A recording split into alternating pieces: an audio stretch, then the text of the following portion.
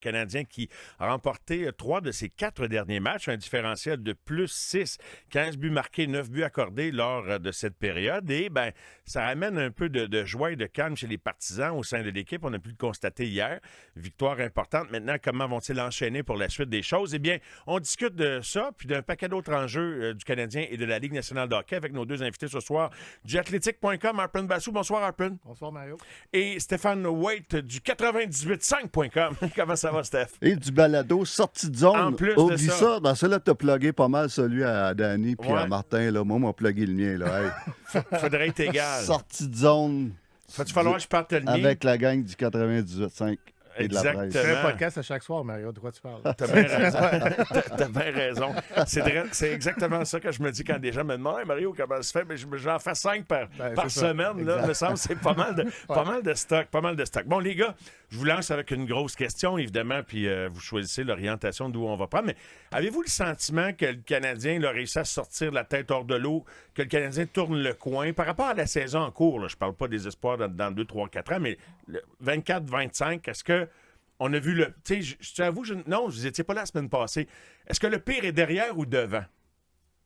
Ah, je pense que c'est derrière. Écoute, c'est la façon que le Canadien jouait pendant les, mettons, 10, 12 premiers matchs de la saison. C'était juste une équipe qui faisait comme des erreurs flagrantes 3, 4, 5 fois par match. Comme des erreurs qui menaient directement à des buts, des 3 contre 1, des revirements complètement inacceptables au niveau de la Ligue nationale. C'était vraiment des erreurs d'une équipe junior. C'est vraiment... Alors, là, ils ont eu une passe où Martin s'est attaqué à des choses très spécifiques.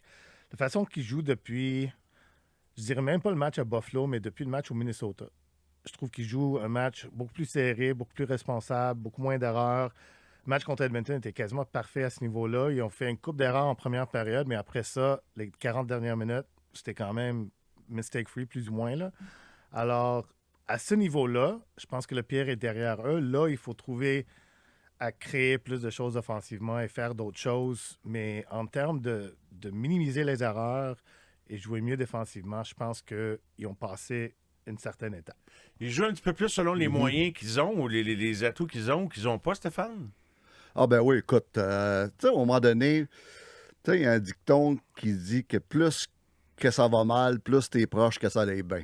Et puis, je pense qu'ils ont atteint ça. Et puis, tu sais, à un moment donné, là, à force, les coachs, ils répètent, puis ils disent, bon, ben, il faut mieux jouer défensivement, puis il faut être plus conscient, puis il faut prendre moins de risques, puis il faut minimiser les risques. Et puis, ça, c'est beau. Les joueurs, à un moment donné, le réalisent quand tu es dans le fond. Quand tu es dans le fond, puis tu dis là, Ils ont le nez dedans. on n'a plus le choix. Là, on n'a plus le choix. Là, on ne peut plus bas que ça. C'est là qu'à un moment donné, tu réalises des choses. C'est pas comme dans la vie. À un moment donné, plus que tu tombes bas, plus que tu réalises des choses. Et puis, je pense que le Canadien, c'est un petit peu le cas. Tu sais, des fois, c'est bien beau le dire, mais il faut que tu le vives. Tu le subisses. Oui. Tu le subisses. Puis je pense que les joueurs ont vu qu'à un moment donné, si on ne devient pas meilleur dans notre zone, c'est impossible. On va avoir l'air fou à toutes ou presque tous les soirs. Et même le personnel d'entraîneur, je sens un changement de ton parce que les 2 premières années, Martin Saint-Louis, c'était les concepts offensifs. Puis lui, là, c'était la meilleure défensive, c'est quand on a la rondelle. C'est pas vrai. La meilleure défensive, c'est quand tu joues bien dans ta zone. OK? Oui, quand tu as la rondelle, c'est certain que ça aide. Mais pour l'avoir, il faut que tu joues bien dans ta zone. Et ça, j'ai jamais senti que le personnel d'entraîneur insiste autant puis parle autant du mot défensif que cette saison. Puis il faut donner le crédit où c'est dû. Le 1er novembre, les Canadiens s'entraînaient à Washington, puis ils ont patiné à la fin. Puis c'était un backskate, comme les jeunes font. C'était patiner pendant un bon 20-25 minutes à la fin de l'entraînement. C'était pour passer un message que la gestion irresponsable de la rondelle contre Washington la veille était inacceptable. Puis c'est là où ça commençait le message. Quand tu parles du fond de baril, là, quand tu es un joueur de la Ligue nationale puis tu es en train de faire des suicides à la fin de l'entraînement, comme quand tu avais 12 ans ou 13 ans, je pense que ça frappe. C'est comme, OK, non, c'est pas normal, ça. Je suis dans la Ligue nationale puis je suis en train de faire des suicides à la fin de l'entraînement.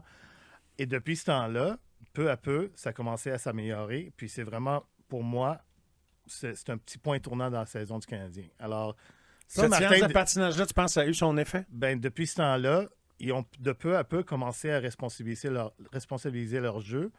Et je donne le crédit à Martin parce que c'est quelque chose qu'on pensait que Martin n'aurait jamais pu faire. C'est avoir un entraînement punitif à ses joueurs. C'était toujours vu comme un entraîneur de joueurs.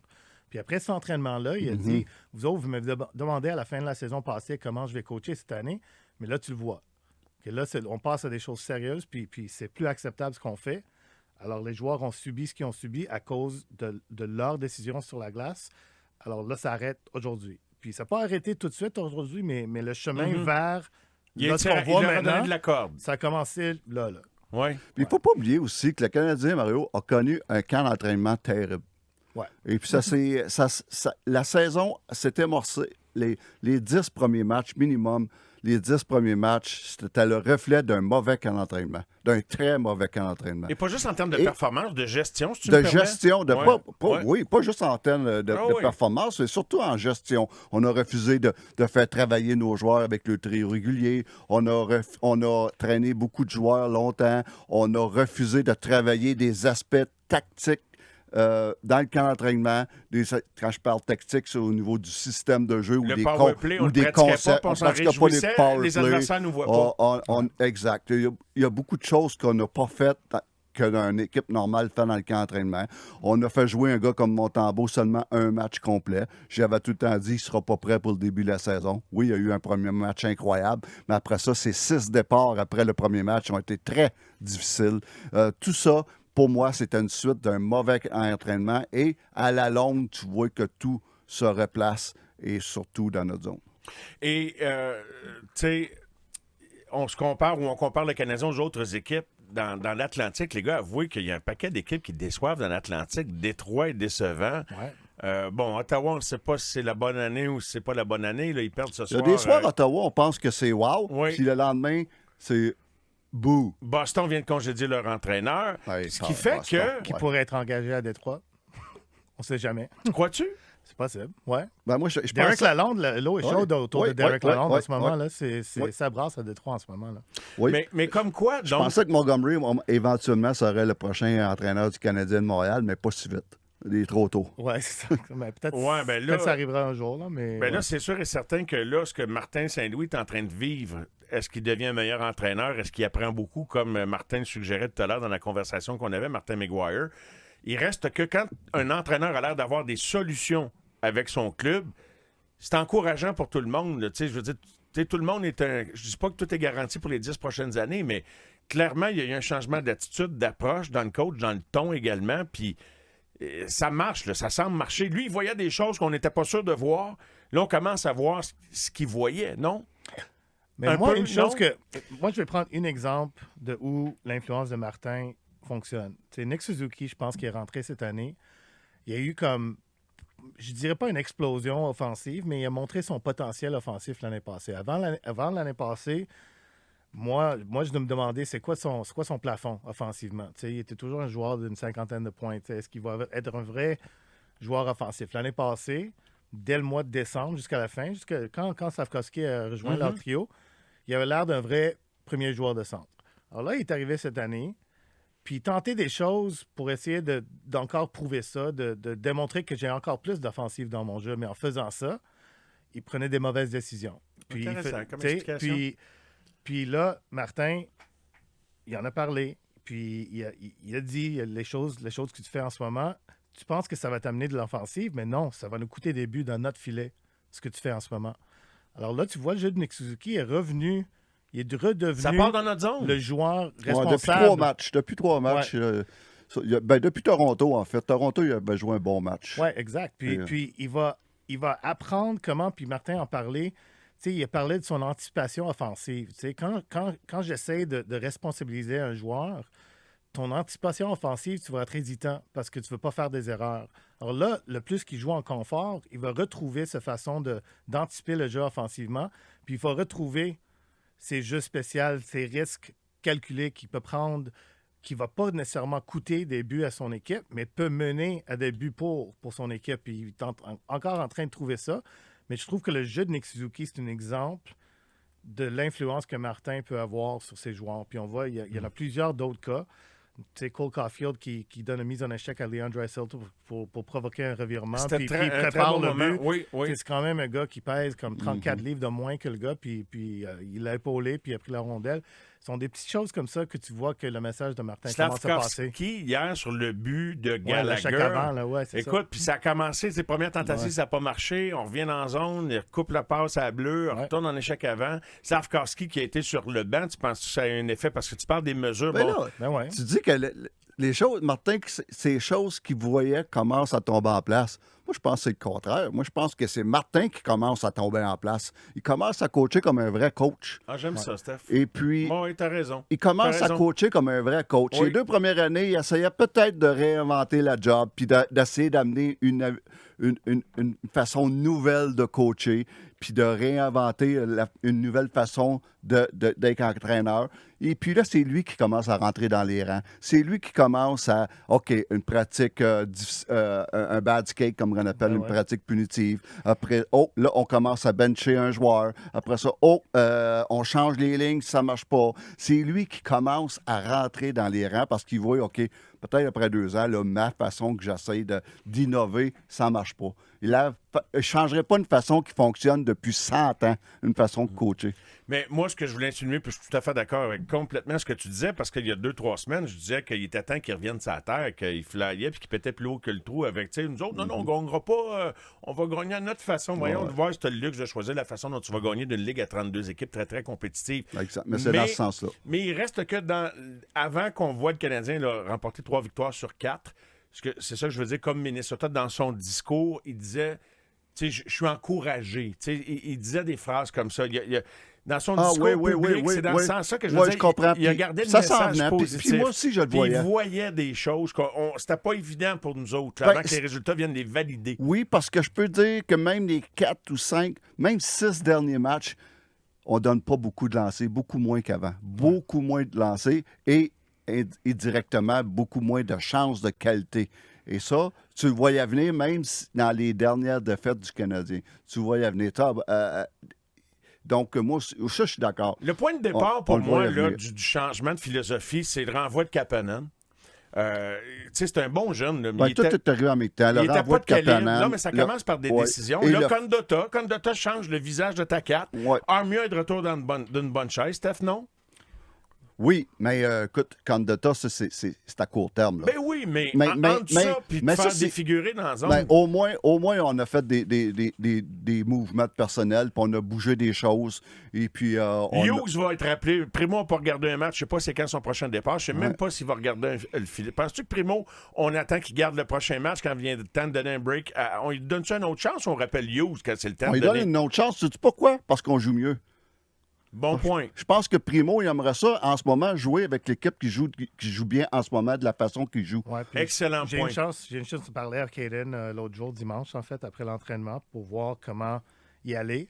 Puis oui, effectivement, c'est ça. Il trouvait qu'il jouait bien dans l'ensemble. C'est juste qu'il y a eu des moments dans chaque match, comme son équipe, des moments dans chaque match où il n'a pas joué à son meilleur. Puis il a donné un mauvais but. Et ces moments-là étaient à des moments critiques pour son équipe. T'sais. Alors, ça paraissait beaucoup moins pire que ça l'était vraiment. Parce qu'il donnait tellement de chances, puis honnêtement, il arrêtait beaucoup de ces chances-là. T'sais. Alors, c'est vrai que dans son état d'esprit, il n'est pas complètement détruit, mais il reconnaît qu'il n'a pas joué à ses propres attentes ou les attentes de l'équipe, mais que dans l'ensemble, il ne joue pas si mal que ça. C'est juste qu'il a joué derrière une équipe très brouillonne. Là. C'est comme honnêtement une équipe qui donnait des revirements et des surnombres un après l'autre, particulièrement quand Caden est dans les filets. Alors, oui, je pense que ils ont un défi la fin de semaine, pas celui-là, mais l'autre, quand ils jouent à New York en après-midi, puis à Boston l'après-midi d'après. 2 équipes, Boston, il va pas bien, mais quand même 2 bonnes équipes, back-à-back. Il va falloir que ou Primo ou Hughes, ben c'est pas Montembeault qui va jouer les 2. Alors ça, c'est le vrai défi, ça s'en vient. Alors d'ici là, Éric Raymond doit pouvoir faire son travail avec Caden Primo, mais au moins dans sa tête, il n'est pas complètement détruit par les résultats. Il croit en lui-même, puis il trouve que c'est pas juste du négatif dans son cas, ce qui est un bon signe, parce que ça veut dire qu'ils ne l'ont pas perdu. Et tu d'accord avec Steph qu'il mérite? Absolument. Il mérite Il mérite une chance, mais le fait que Connor Hughes soit là, je trouve ça super intéressant comme option aussi. Là, honnêtement. Ben oui. Ça, c'est pas un jeune. Ça, c'est pas un jeune à Laval. Là. C'est un gars avec du vécu. Là, Connor Hughes, on n'a pas 13 ans pour l'évaluer. Là. C'est d'ici une couple d'années. Là. Ouais. C'est d'ici 2 ans, même pas. À 28 ans, il faut lui donner une chance à un moment donné avant premièrement, il est sur 1 an de contrat. Ça serait le fun de le voir. Il va prendre de la valeur. Peu importe Primo, là, j'aimerais ça le voir. OK? Mais pour revenir au gardien de but, Sam Montembeault a eu un mois d'octobre très difficile. Très difficile au même titre que Primo. OK? Si on oublie encore une fois le premier match. Mais moi, là, on me parlait, OK, c'est quoi qui se sort? OK, là, Montembeault est en train de prouver qu'il ne peut pas être un numéro 1. Là, je dis à tout le monde, wow, relaxez. Premièrement, il n'a pas joué dans le camp d'entraînement, ou presque pas. Et deuxièmement, cette équipe-là joue tellement mal dans sa zone que c'est impossible d'évaluer le gardien de but. Et en ce moment, là, on le voit, là, l'équipe joue mieux. Montembeault joue beaucoup de matchs en ligne. Il est redevenu Montembeault. Et c'est pour ça qu'il ne fallait pas paniquer avec Samuel au mois d'octobre. Il y en a qui ont la mèche courte, je te dis. Il y en a qui ont congédié le coach. Et écoute, il y en a eu là, la semaine passée des gens convaincus là, que. Et là, ben, les choses se replacent tranquillement. Mais comme. Mais il ne faut pas partir en peur. Non plus. Puis faut pas être trop. Tu sais, c'est comme. Non, mais c'est parce que. Faut pas être trop high quand ça va bien. Il ne faut pas être trop low quand ça va mal. Mais ça, c'est eux autres. Moi, je pense pas que. J'ai pas de problème à gérer ça. C'est juste d'être réaliste par rapport à ce qu'on voit. Tu sais, ce qu'on voyait dans les matchs de 1 à 15. Tu dis, voyons donc, ça s'en va où, cette affaire-là? Puis c'était pas d'être de mauvaise foi de dire ça. C'était d'être réaliste. C'était d'être réaliste. On parlait de ce qu'on voyait. Tu sais, fait que ça va à la pause. Et puisque tu as effleuré Montembeault, bon, Carl Dubas, là, il aime-tu tant que ça les joueurs du Canadien ou il vient pour faire du dépistage pour Équipe Canada quand il vient à Montréal avec Arpin Bassou de viathlétique.com et Stéphane Waite, on revient tout de suite. On voulait parler de Montembeault brièvement, les gars, parce que là, il y en a qui ont dit, ben là, oubliez ça pour Équipe Canada, ça compliquait la donne. Stéphane, on avait fait une conversation la semaine dernière précisément là-dessus, puis là, tu dis, ben c'est là que tu regardes pas juste les statistiques, tu connais le gars, tu sais pourquoi il a l'air d'une passoire, c'est parce que ça joue tout croche en avant. Mais là, il est à 906, mine de rien. Il est remonté vite, son pourcentage est revenu à 906. Il était à 800 quelques. Il était à 880 il y a quelques matchs. Quelques matchs de ça. Écoute. Mais en fait, reparlons de Montembeault là-dedans, mais Dubas, tu vas jouer des gars pour Équipe Canada ou il vient pour ses Penguins de Pittsburgh? Puis si c'est le cas, qui pourrait bien nous intéresser dans son alignement? Si c'est le cas. Il vient pour l'Équipe Canada. Moi, j'ai jamais vu un DG suivre une équipe aussi souvent que Carl Dubas le fait avec le Canadien quand il est en train de particulièrement un gars comme Dubas qui fait tout en secret. Là, honnêtement, c'est flagrant le nombre de fois. Ça fait au moins 3 fois que je l'ai vu au Centre Bell. Il était à Toronto pour le match à Toronto. Il était à Buffalo pour le match à Buffalo. Il faut dire qu'il y avait la réunion des DG à Toronto après le temps de la renommée. Il y avait au moins une douzaine de DG d'autour de la Ligue au match canadien sabre à Buffalo, incluant Doug Armstrong, incluant Don Sweeney. Don Sweeney était aussi au match du Canadien contre Toronto. Alors, je pense que Bill Guérin était là pour l'équipe USA. Je pense que tous les DG qui gèrent les 4 nations... C'était pas loin de Toronto, ça aussi. C'est pas loin de Toronto. C'était comme l'off-day. C'était un match en après-midi. C'était très facile de venir. Alors, non, mais je pense que le nombre de fois que j'ai vu... En fait, hier, quand il m'a vu, il a dit allô. Je dis, wow, je te vois souvent. C'est comme... Mais c'est effectivement, il l'a pas dit. Mais ça me surprendrait énormément que ce soit au compte des Pingouins. Là. C'est surtout au compte de l'équipe Canada. Oui, parce que là, c'est le dernier sprint. Là. Il reste exactement 13 jours avant la nomination de l'équipe Canada. Et puis, donc, les gars, là, sont sur... c'est le dernier sprint. Ils vont voir beaucoup de matchs. C'est coutume, ça. C'est coutume. Je me souviens aux Olympiques en 2014. Écoute, il y avait 4 GM qui étaient pour l'équipe Canada et chaque GM avait ses équipes à aller voir. Et puis après ça, ils se font des rapports, les 4 GM. Et puis, écoute, Dubas, là, c'est sûrement pas... il y a soit Team Canada ou c'est les meilleurs hot dogs en ville dans la Ligue. Mais au niveau des échanges, il y a qui pourrait intéresser Dubas chez le Canadien? Mais plus le contraire. Encore là, je regarde l'alignement des Pingouins. Qui pourrait être intéressé? À moins que tu sois ouvert à l'idée d'avoir un vétéran dans le gars de 30 et plus, le star, mettons qu'il vient en échanger une, il n'y a rien là. Non. Il n'y a rien à Nolan Pittsburgh. Carey, c'est le seul gars que Ouais, je peux mais penser, 32 là. ans. Ouais, je sais, mais c'est le seul gars qui pourrait intéresser le Canadien. C'est le nom que j'avais en tête, moi aussi. Ouais, c'est ça. Mais 32 ans, pareil. Ou s'il gardait de l'argent, Michael Bunting. Mais honnêtement, là, Carl Dubas est là pour dépister pour l'équipe Canada. C'est assez clair dans ma tête. Puis honnêtement, chaque match qui est venu, c'était pas juste le Canadien. L'autre club. L'autre club aussi. Hier soir, c'était les Oilers, évidemment. Connor McDavid, il va faire l'équipe. Il n'est pas sûr sur Connor. Ouais, c'est ça. Non, mais Zach Blake Hyman, je trouve que c'est un cas quand même assez douteux pour eux. On the line. Il est on the line, puis tout le monde pensait qu'il allait venir pour sa chimie avec Connor McDavid, mais là, ça va vraiment mal pour lui. Alors, il y a des questions au niveau des Oilers aussi, mais je pense que Nick Suzuki et Sam Montembeault, c'est clair qu'il voulait voir aussi. Oui, exactement. Et l'autre bord, il y aurait eu un Skinner si c'est lui qui aurait joué hier. C'est un Stuart Skinner. Mais le Montembeault des derniers matchs, là, c'est un Montembeault qui a une bonne chance. Pour être à la mode, là, Samuel, depuis une semaine, il est revenu dans le mix.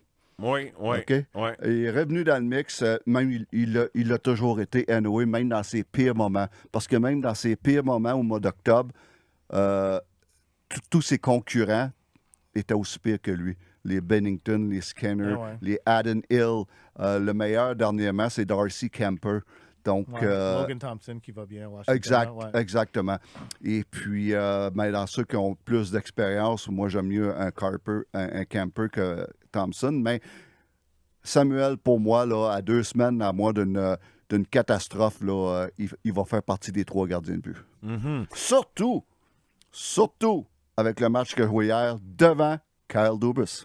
Oui. Puis le match à Toronto n'était pas super non plus. Là. Puis Dubas était là. Il y a eu un gros arrêt, même en fin de 3e hier. Là. Tu sais, si Edmonton marquait. Hier, là, Sam Montembeault là, a sauvé le match en première période. C'est ça. Il a fait 3 gros arrêts. Ouais. S'il ne fait pas ça, peut-être que la province de Québec n'est pas sur un aussi bon mood aujourd'hui. Okay? toute la semaine, il ne joue pas avant samedi. Alors c'est ça. Exactement. Il a sauvé la semaine au Québec. Malgré une température maussade, Sam Montembeault a tout changé ça. Et moi, ce que j'ai aimé, c'est que on l'approche souvent, Sam Montembeault, de jouer profondément dans son filet. Ouais. Et hier, c'était sa force parce que les Oilers ont essayé de le battre sur des passes latérales toute la soirée, et surtout en première période. Seulement des passes. Quand il avait des bonnes chances de prendre un bon lancer au but, il faisait une passe. Et Sam, avec son positionnement très profond, pouvait battre ces passes-là et faire ces arrêts-là qui avaient l'air faciles. Et moi, là, je me disais, là, dans mon salon, là, si j'aurais été le coach des gardiens de but des Oilers, là, après la première période, j'aurais dit aux boys, arrêtez de passer, lancez, il est profond dans son filet. Ben ouais. Quand vous passez, il est là, il est facile de vous battre. Il joue son jeu à lui. Là, c'est exactement. Ça, ouais. Donc, le fait qu'il jouait profondément, j'ai souvent critiqué ça, mais hier, c'était sa force. Il a été très bon. Jim Montgomery qui perd son emploi avec les Bruins de Boston, il a toute une fiche, les gars, en saison régulière. Est-ce que vous avez l'impression, il va-tu retravailler ailleurs dans la Ligue en chef? Ah oui, c'est certain. T'es sûr, sans aucune hésitation, Stéphane, toi? Oh, moi aussi, aucun doute. Ouais.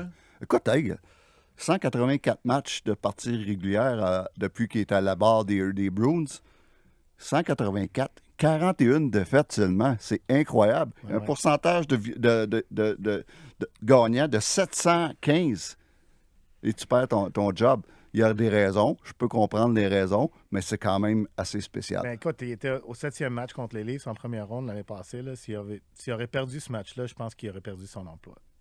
Il était vraiment déjà...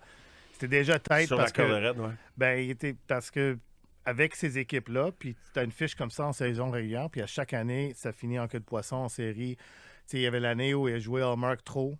En première ronde, puis il jouait pas bien, puis il voulait pas mettre Swayman. Puis quand il l'a mis, c'était trop tard. Il a comme mal géré cette situation-là complètement. L'année d'après, il est allé complètement de l'autre bord, puis alterner les 2 gardiens. En tout cas, sa gestion en série, l'année passée, je pense qu'il a critiqué David Pastrnak publiquement pendant les séries, en plein milieu des séries. Time to step up, avait-il dit. Time to step up, ouais, c'est ça. Alors, il y avait des moments où tu pouvais demander des questions si ce gars-là est capable de coacher sous la pression. Puis je pense que déjà, écoute, il était dans sa dernière année de contrat. C'est pas normal qu'un gars avec une fiche comme ça en saison régulière rentre dans sa dernière année de contrat sans prolongation. C'est très, très, très rare qu'on voit ça avec un coach qui a autant de succès que lui. Comment tu es tenté d'interpréter ça si tu es joueur qui le laisse tomber? Parce que tu sais, les séries, je veux bien, Harpin, mais il y a eu l'altercation avec Marchand à la caméra également. On tente de mettre le doigt sur des choses. Puis il a benché Pasternak. Oui, exactement. A benché Pasternak. Tout ça, c'est des petites choses qu'à un moment donné, tu accumules tout ça, ça devient à un moment donné peut-être malsain. Mais que ça a commencé tout croche. Ça a commencé avec la négociation avec Swayman. La saison a commencé tout croche avec une bataille entre Swayman et les Bruins. Swayman a réglé à la veille du début de la saison. Et il n'y a pas eu de camp d'entraînement.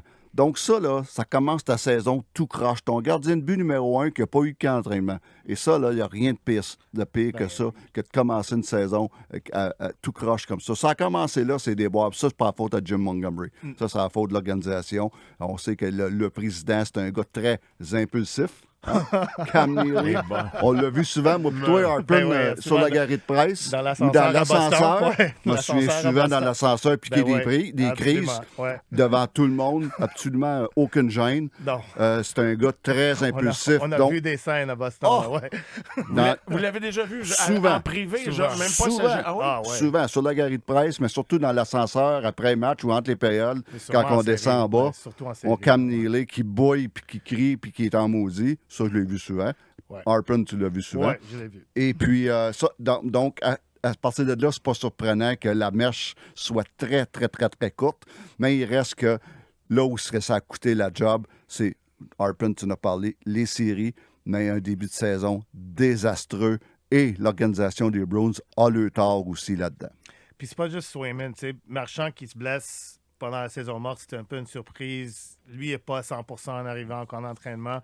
Pasternak, même affaire. Puis c'est ça, ça a juste tout mal tourné. Puis il y a juste une paquet d'affaires qui ont l'air de juste une chose qui mène à une autre, qui mène à une autre. Puis tout combiné, ça devient un peu trop. Puis, parce que Swayman, en ce moment, je pense que son pourcentage d'arrêt, c'est dans les 880, quelque chose comme ça. Là. Il est vraiment tout croche. Alors là, ça se peut que les joueurs dans le vestiaire disent « Hey, t'as manqué tout le camp d'entraînement pour avoir ton contrat, là. Puis là, tu l'as eu, alors joue là. » Alors, tu peux voir la façon que sa saison va. Puis le pire, c'est qu'ils sont dans les séries en ce moment, là. C'est le deuxième wildcard en ce moment, c'est juste parce que le reste de l'association de l'Est. Une victoire de plus que le Canadien en passant. Ben oui, c'est ça. Les Canadiens sont à 3 points d'eux autres. Puis c'est juste parce que je pense que les Bruins, ils voient bon, ben ça peut pas aller pire que ça allait, mais on est encore là. Bien, si on laisse ça continuer avec ce coach-là, on va perdre notre saison. Alors là, on va puis l'affaire que j'aime pas, c'est qu'ils n'ont pas amené quelqu'un d'ailleurs.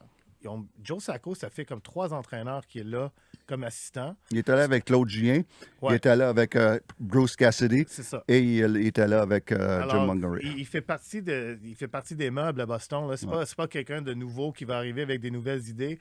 Moi, tu sais, il ramène des entraîneurs qui sont disponibles en ce moment. Tu sais, Gérard Galland fait rien à l'île de Prince-Édouard en ce moment. Comment ça se fait que Gérard Galland n'est pas dans la ligue? Je sais pas. C'est quoi, comment ça se fait? C'est un gars parfait à Boston. C'est un gars fait sur mesure pour cette situation-là à Boston. Je comprends pas pourquoi tu n'amènerais pas quelqu'un d'ailleurs, de l'externe, pour avoir des nouvelles idées, une nouvelle, tu sais, un fresh look à tout ça. Là, non, mais coach est disponible. Joël Canville. Joël Canville est là aussi. Il va revenir. Ben, Stan a eu un job. Oui, exactement. Il était absolu. Il a eu son release. Il a eu sa libération. Mais à quelque part, il faut le connaître aussi. Là. Ça fait une couple de saisons qu'on s'attend à ce que les Bruins s'écroulent. À un moment donné, là, tu perds Chara il y a 3-4 ans. Après ça, tu perds Bergeron. Après ça, tu perds Krejci. Un Dougie Hamilton qui est parti. À un moment donné, Torrey Krug. À un moment donné, là, à un moment donné, il faut que ça arrive. Et puis, d'après moi, c'est le début. Puis quand Steph parle de la direction, là, comme les 2 grosses signatures de l'été, Elias Lindholm va pas bien du tout. Il gagne plus que presque 8 millions de dollars par année. Nikita Zadorov, il joue pas super bien non plus, à 5 millions par année. Alors, les 2 gars qui ont amené pour un peu régler, pour renforcer les choses, les faiblesses de l'équipe, vont pas bien. Mais la première étape, c'est le coach. Puis après ça, on sait c'est qui le prochain à partir. Là. C'est bien pour dire, hein? Parce qu'en plus, regarde Nashville, ils ont fait des belles acquisitions. Les deux clubs qui ont bougé, comme le monde souhaiterait tout le temps que des fois le Canadien fasse des acquisitions. Puis ces 2 clubs-là, Le gâteau n'a pas pris dans les deux marchés? Non. À date, en tout cas, jusqu'ici. Ben, normalement, c'est difficile d'aller chercher des joueurs importants sur le marché des joueurs autonomes. Le marché des joueurs autonomes, la meilleure stratégie, c'est d'aller chercher le petit quelque chose que tu as besoin. La deuxième... La deuxième couche. Ouais, c'est la ça. deuxième couche. Ouais. Et puis Mais la les joueurs deuxième de couche, premier tu sais, plan, les là, premiers plans. Moi, Marc Bergevin nous disait tout le temps à Montréal, il disait tout le temps, la journée du 1er juillet, c'est souvent des mauvaises signatures parce que tu payes trop cher. Tout le monde est émotif, tout le monde est... on veut frapper le coup de circuit. Et puis, il disait tout le temps, les pires signatures se font le 1er juillet. Oui, absolument. C'est la réalité. Mais tout ça pour dire que le cas de Swayman, Lindholm, Zadorov, les trois cas n'ont rien à voir avec Jim Montgomery. Ça a tout à voir avec Don Sweeney et Cam Neely. Alors là, je pense que Charlie Jacobs dit OK, tu peux congédier le coach, c'est correct. Mais là. Je te donne pas le budget d'embaucher un autre à non, mais l'extérieur. là, la pression s'en tourne vers les joueurs, mais après ça tourne vers la direction, c'est certain. Exactement. J'ai lu avec intérêt, comme c'est le cas tous les ans, bien plus que pour ce sondage-là, mais dans TheAthletic.com, Harpen, vous avez publié les résultats du sondage où les joueurs de la Ligue, un bon nombre de joueurs peuvent répondre sous le couvert de l'anonymat à un paquet de questions. Quelles sont les questions où tu as trouvé les résultats les plus intéressants? On a parlé d'expansion, du souhait ou de la volonté des joueurs de voir Ovechkin battre le record de Gretzky. Mais toi, dans l'éventail de questions, qu'est-ce qui a retenu ton attention? Moi, ce qui m'a surpris le plus, c'est que quasiment le tiers des joueurs pensaient qu'ils devraient être plus transparents sur les blessures. Ça m'a choqué parce que tous les joueurs que moi j'ai sondés pour ce sondage-là, à 100%, ils ont dit non. Je veux pas plus de transparence sur les blessures, mais ça démontre à quel point les joueurs aujourd'hui, ils comprennent la nouvelle réalité dans les sports avec tout l'aspect du jeu qui est légalisé, tout ça, le plus grand aspect au gambling en ce moment. Je pense qu'il y a beaucoup de joueurs qui le font, sans trop en dire, là, mais je pense que ça arrive. On a vu ce qui est arrivé avec Shane Pinto à Ottawa. Puis là, le fait qu'il y a un tiers de joueurs de la Ligue nationale qui disaient qu'à un moment donné, il va falloir qu'on commence à être plus transparent sur les blessures. Ça, c'est un nouveau monde, la Ligue nationale. Ça, je ne pensais jamais que j'aurais vu que le tiers des joueurs sondés sur cette question-là dit que oui, effectivement, on devrait en faire plus. On devrait donner plus d'informations aux partisans sur les blessures. C'est étonnant que la pression ne soit pas venue de l'industrie du pari sportif, qu'on amène la Ligue. Oui, moi aussi, sur une couple d'années, je m'attends à ce qu'on oblige les équipes à divulguer les alignements partant le matin et surtout les blessures. C'est le poulet et l'œuf, là. C'est comme la raison que les compagnies de paris le font pas, parce qu'il n'y a pas beaucoup d'argent qui est pari sur le hockey comparé au basket, au baseball, au football, particulièrement au football, évidemment. Alors, tu sais, la NFL, il ne ferait jamais ça. Tu sais, tu as des grosses amendes à payer. Tu sais, toute l'affaire avec Christian McCaffrey au début de la saison, puis les 49ers qui n'ont rien dit, puis tout d'un coup, le premier match de la saison, puis il ne joue pas. Puis non seulement qu'il n'a pas joué pendant des semaines, là, il vient de revenir au jeu. Et ils n'ont rien dit. Alors là, ils ont été tapés sur les doigts. Tu n'as pas le droit de faire ça dans un monde avec tous les joueurs de fantasy football, puis tout l'argent qui est pris dans ça. Dans le hockey, ce que ce résultat démontre, à mes yeux, c'est que il y a plusieurs joueurs qui voient ça comme une possibilité de faire de croissance de business du hockey par ce biais-là, par avoir plus de monde de paris, plus de jeux. Et pour ça, il faut donner plus d'informations sur les blessures, mais ça m'a choqué complètement quand j'ai lu ça, parce que moi, honnêtement, j'ai sondé 6 joueurs du Canadien sous l'anonymat, puis toutes les 6 ont dit non. Je veux pas que personne sache qu'est-ce qui se passe avec mes blessures. Ça veut dire que toi, ton échantillon, c'est 100% sur un bar. Fait que c'est ça. Tu as dû être surpris de voir les résultats des autres consultations faites par tes collègues partout en Amérique. C'est le plus surprenant. Puis ça, c'est pas Combien de joueurs au total? 160 quelques, 160 quelques dans la Ligue. C'est presque quasiment 3 par Ligue, c'est ça, quasiment 3 par équipe. Là. 5 par équipe, je veux dire. 5-6 par équipe. Alors, oui, c'est ça. On a beaucoup de journalistes. On est comme un peu le seul média qui est capable de faire ça. Puis, quel autre résultat qui était surprenant? Ben, en fait, les autres n'étaient pas surprenants du tout. L'expansion, par exemple. L'expansion. Les villes que les joueurs souhaiteraient voir le hockey retourner ou aller. Oui, Houston était premier. puis Québec était deuxième. Mais en fait, ce qui m'a surpris, c'était les commentaires. On a pris beaucoup de commentaires des joueurs qui disent qu'on ne peut pas aller au Canada. Avec l'état du dollar canadien en ce moment, c'est pas le temps d'ajouter une autre équipe au Canada, puis ça va nuire au gâteau d'argent. Les autres, ils reçoivent 50% de ce gâteau-là, puis ils disent non, c'est pas le temps d'aller au Canada. Houston, c'était très populaire parmi les gars avec qui moi j'ai parlé. C'est la réponse la plus populaire. C'est quand même, je pense que c'est le 4e plus grande ville aux États-Unis là, en ce moment. Puis c'est une ville de sport. Il y a une équipe de football, équipe de baseball, équipe de basket. Tout ce qui manque, c'est le hockey. Les gars sont payés en dollars américains, à moins qu'ils exigent d'être payés autrement. Peuvent-ils être payés en euros? Oui, mais le Centre Bell, il prend de l'argent canadien. Oui. Puis ça rentre dans le hockey related. Les revenus des équipes sont en canadien. Mais les salaires sont payés en dollars américains. Ouais, effectivement. Mais imagine, les revenus sont en canadien, le dollar est à la baisse, on rate les séries, puis on redistribue des revenus ailleurs dans la ligue pareil. Ouais. Le Centre Bell est techniquement plein à chaque soir. Si tu rentres dans le Centre Bell, tu vas voir des sièges vides, là, mais les billets sont vendus. Alors, c'est ça. Il reste que je ne suis plus sûr que c'est le cas parce que dans le documentaire diffusé sur Crave, sur Crave, pas celui de. Sur Crave, on voit Vincent Lucier affirmer qu'il y a 4000 billets à vendre certains soirs. Je ne dis pas tous les soirs, mais ils ont 4000 billets à vendre. Ça ne veut pas dire qu'ils ne les vendent pas, mais c'est quand même un gros mandat là, de vendre un autre 4000 billets supplémentaires par-dessus déjà un 17 000. Et là-dessus, j'ai vu quelque chose d'intéressant passer. Je m'excuse, mais ça n'a rien à voir avec rien. Mais j'ai vu que les Canadiens ils ont envoyé un tweet il y a quelques jours sur X. Puis on dit c'était quelque chose pour encourager le monde de se mettre sur la liste d'attente pour les billets de saison. Puis on dit l'avenir est beau. Puis c'est une photo d'Ivan Demidov. Alors moi, si je suis un joueur de l'équipe actuelle, là, puis je vois que mon équipe est en train de faire la promotion d'un joueur qui est en Russie, qui vient d'être pêché, puis pas moi, tu sais, si je suis Nick Suzuki ou Cole Caulfield ou Juraj Slafkovský ou n'importe qui, je dis, c'est quoi cette affaire-là? Tu sais, c'est comme, viens nous voir, on est là, en ce moment. Puis ils sont en train de vendre l'avenir spécial, déjà, quand ça allait très mal sur la glace. C'est pas le meilleur message à lancer à tes joueurs ou même ton entraîneur. Tu sais, comme... À moins que tu voulais piquer davantage. Tu sais. Peut-être, je sais pas, mais fois, le marketing, l'équipe de marketing n'est pas sur la même... c'est ça. Au même diapason que l'équipe hockey. On est avec Stéphane White, Arpen Bassou du Athletic.com. On revient avec le dernier bloc qui va mettre la table, paver la voie à la tribune téléphonique.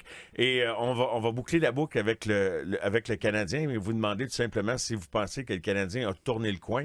On a beaucoup parlé du fameux mix. Puis là, on pensait que c'était déjà terminé, mais ça a l'air qu'il faut jeter un autre éclairage sur la situation actuelle. Le Canadien qui est à une victoire de l'équipe qui est actuellement la dernière des équipes repêchées. On vient après ces messages. Les gars, votre prédiction de début d'année, c'est que le Canadien allait rater les séries? Oui. Stéphane? Oui. Moi aussi. Par contre, pensez-vous qu'ils avaient de bonnes chances de se maintenir dans une semblante course aux séries le plus tard possible? Oui. Moi, je pensais... Oui, honnêtement, je pensais... En novembre, là. Avez-vous cessé de penser, il y a probablement à juste titre, après 15 matchs, que ce n'était plus possible d'envisager qu'ils soient dans un semblant de course aux séries? Et 3 victoires sur 4 plus tard, envisagez-vous à nouveau qu'il y a une possibilité d'être impliqué dans un semblant de course aux séries et qui sait où ça peut mener? Bien, écoute, là, ils sont de retour... En ce moment, ils sont de retour là où je les voyais au début de la saison.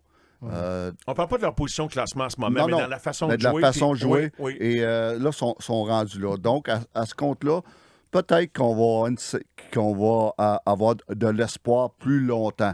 Mais je veux dire, mon espoir du début de saison ne change pas dans le sens que ils ne seront pas dans les séries. En ce moment, là, il y a encore beaucoup trop de clubs à dépasser, mais c'est ici que la semaine passée, je disais, là, il est le temps de penser au processus et non aux résultats. Et depuis ce temps-là, mais écoute, on joue beaucoup mieux. Ça, c'est la chose la plus importante. Les victoires viendront en temps et lieu et graduellement avec l'expérience, avec la maturité, avec tout cela, avec la constance. Mais en ce moment, on joue d'une bonne façon et je ne pars pas en peur. J'ai hâte de voir encore la constance.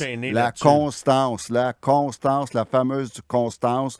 Et j'aime l'attitude de Martin Saint-Louis en ce moment. On le voit dans ses conférences de presse. Il n'est jamais trop down, il n'est jamais trop high. Hier, il n'était pas trop excité. Il y a un an, il aurait été excité par ce genre de victoire-là.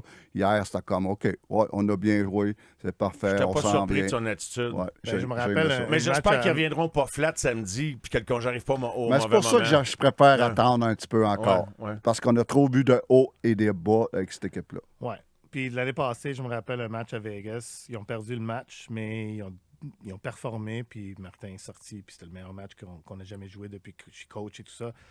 Prochain match à Arizona, il perd. Prochain match à Saint-Louis, il perd. Ça a commencé comme un petit glissade. Puis je pense qu'il commence à comprendre que c'est juste un match. Mais tu regardes les trois équipes au-dessus du Canadien dans la division en ce moment, c'est Détroit, Buffalo, Ottawa. Puis à chacun de leur façon, ils connaissent des difficultés cette saison. Puis ils sont dans un stage où les autres, ils sont en train d'essayer de sortir d'une reconstruction. Puis je pense que... Ils s'enlisent, on dirait. Ben oui, mais c'est un peu ça que la crainte du Canadien, c'est ça, qui se trouve dans une situation où ils sont juste pas capables de sortir de ce stage-là.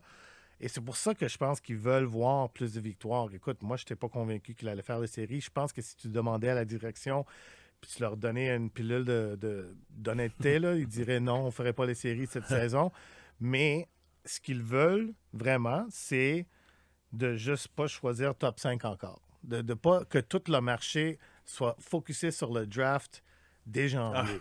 Alors, c'est un peu ça comme dans leur publicité pour dire l'an prochain des médias. Ben, c'est pour ça que ça m'a fait rire quand je l'ai vu, parce que je suis sûr que c'est pas ça que le département hockey veut. Là. Parce que les gars, je sais pas si vous allez être d'accord avec ça, moi, j'ai jamais pensé que le Canadien était aussi mauvais qu'il nous montrait qu'il l'était, mais je comprenais pas comment ça se fait qu'il était aussi mauvais. Et c'est là que j'étais dubitatif.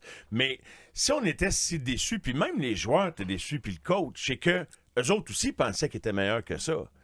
Ben, fait qu'ils sont meilleurs que ce qu'on a vu dans les 15 premiers matchs. Bien, c'est sûr, parce que ce qu'on a vu pendant les 15 premiers matchs, c'était des erreurs immatures. C'était des choses qui n'avaient rien à voir avec le talent, qui n'avaient rien à voir avec l'expérience. Chaque joueur de hockey qui sont rendus à la Ligue nationale, peu importe si tu as 18 ans ou 35 ans, tu sais qu'il y a certains